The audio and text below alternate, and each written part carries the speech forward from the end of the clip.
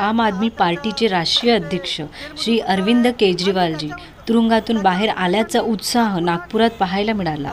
राजकारणी, सामाजिक, खेळ या संबंधी बातम्या पाहण्यासाठी आवाज विदर्भ नागपूर न्यूज चॅनलला फटाफट सबस्क्राइब करा, लाईक आणि शेअर पण करायला विसरू नका। जेलमधून निघाला आहे त्यांचा तुमचा काय आक्षेप आहे याच्यावर? सगळ्यात आधी सर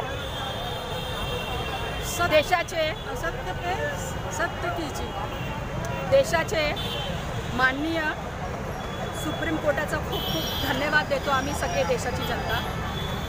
विशेषकर आम आदमी पार्टीचे जे नेतागण आहेत ते नेतागण आज कोणत्या परिस्थितीत भारतात त्यांची काय अवस्था आहे।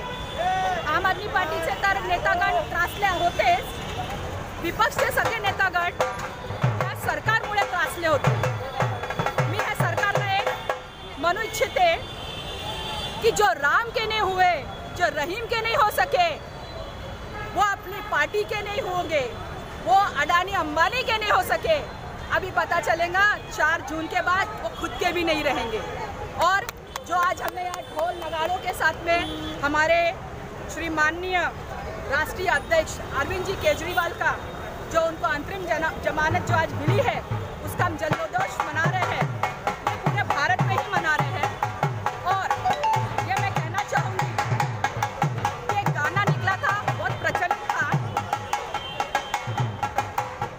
कालू राम का बज गया ढोल बीच नगरिया डंपा को। और यही हम अभी माननीय मोदी साहब के लिए और बीजेपी के सरकार के लिए बोलना चाहते हैं।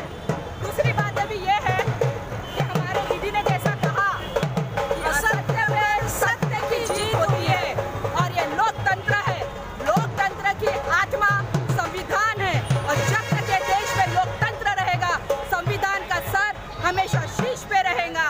और जितनी भी सरकारें भविष्य में बनेंगी अनंत काल तक, जब तक ये चांद सूरज रहेगा तब तक संविधान हमेशा इस देश में रहेगा।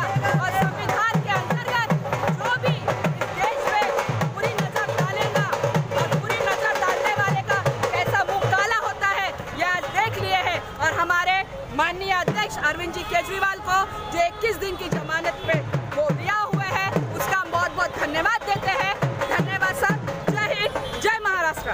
मला तुम्हाला एक प्रश्न विचारायचा होता की अरविंद केजरीवाल हे जेलमधून सुटल्यानं निश्चितच आपल्याला मालूमच आहे आम आदमी पार्टीला हे त्यांना मदत आणि सहाय्य होणारच आहे, परंतु नागपूरच्या ह्या नागपूरमधून काही प्रतिनिधित्व हा दिल्लीमध्ये जाणार आहे का? काय म्हणता प्रतिनिधी प्रतिनिधित्व काही दिल्लीला जाणार आहे